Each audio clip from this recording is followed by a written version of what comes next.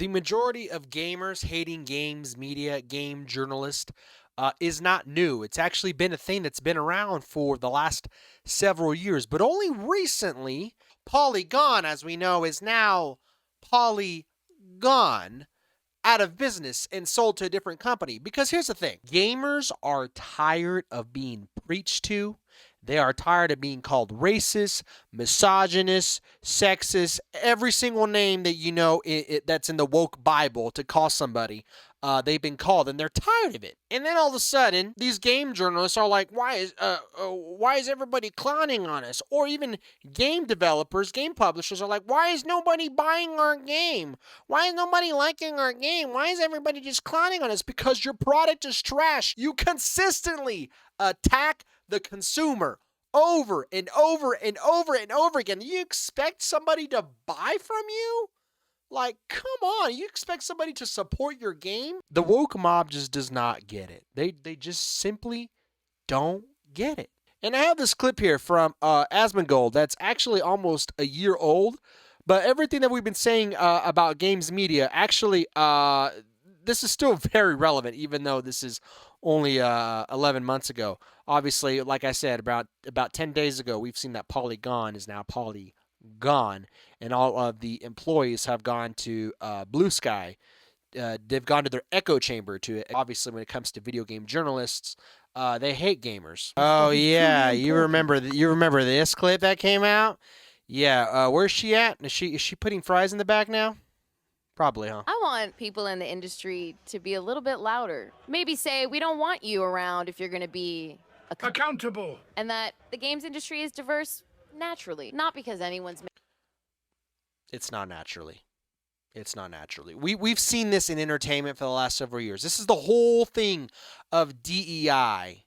The whole thing of DEI is forcing diversity in regardless of marriage. It's clearly forced. Them be diverse because the world is diverse, you stupid motherfucker. It is diverse.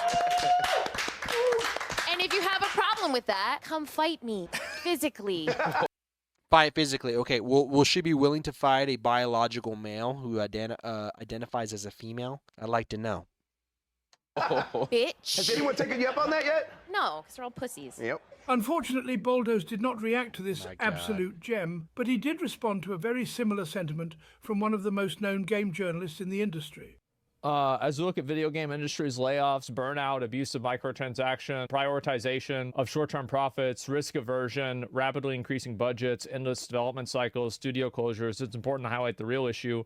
Too much diversity. I respect Jason a lot, but I think he's totally off base on it. I feel like Jason is like definitely one of those guys that is trying really hard to pretend like the elephant isn't in the room. I need to stop doing it, man. It's fucking obvious this is a huge problem to people. Look at this.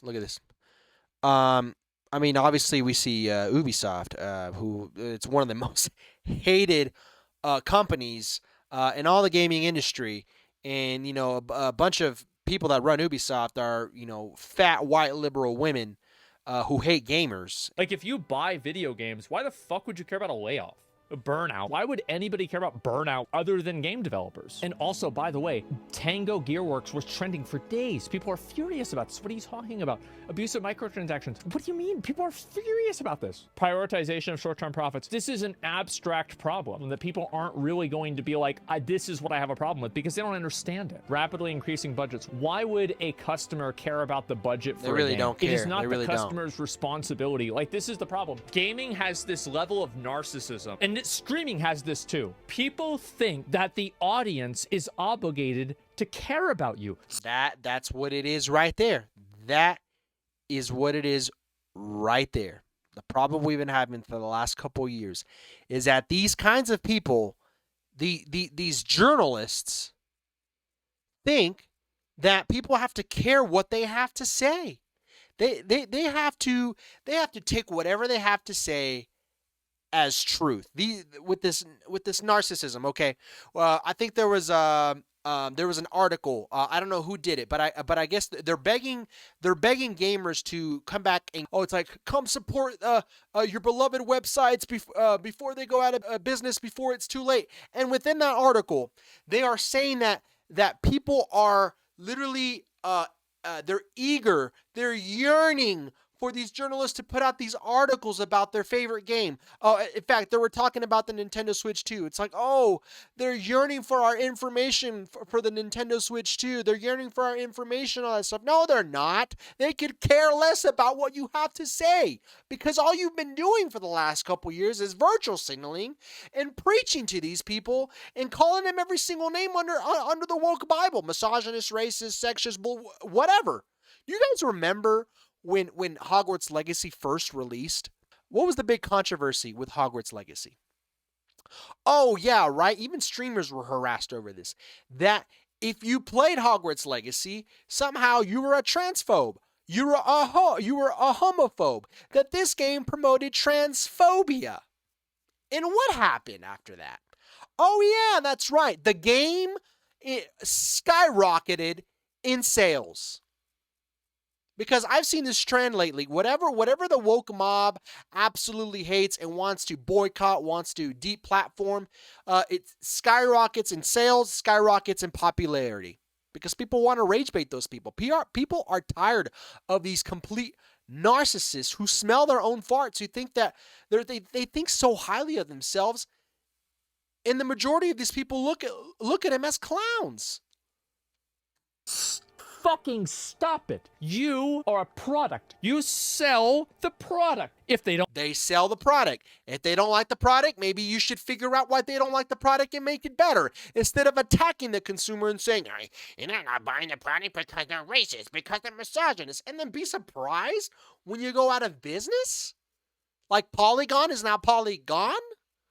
don't like it, you die. If you start getting this parasocial relationship with your audience, like they owe it to you to like this thing that you like or to have this viewpoint that you have, the first thing that's going to happen is you're going to lose your audience. Nobody is obligated to think what you. And that's why Polygon lost its audience. That's why Kotaku is losing its audience. Kotaku is next to go out of business, like Polygon. All these gaming journalists, all this games media is dying because people are tired of being preached to. You continue to attack your consumer, call them names. You say you have a love for video games, but you clearly hate the people that play video games.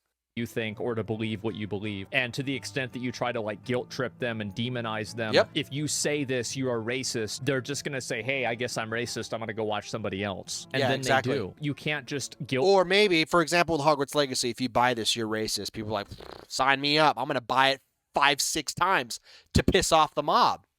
Trip people. It's not going to happen. It's silly. I think he's completely wrong. It's okay to disagree. Okay? It's not the end of the world if you have a different viewpoint as somebody. But don't expect somebody to take you seriously if you're just going to completely go, oh yeah, you're a racist, misogynist, bigoted. Come on now.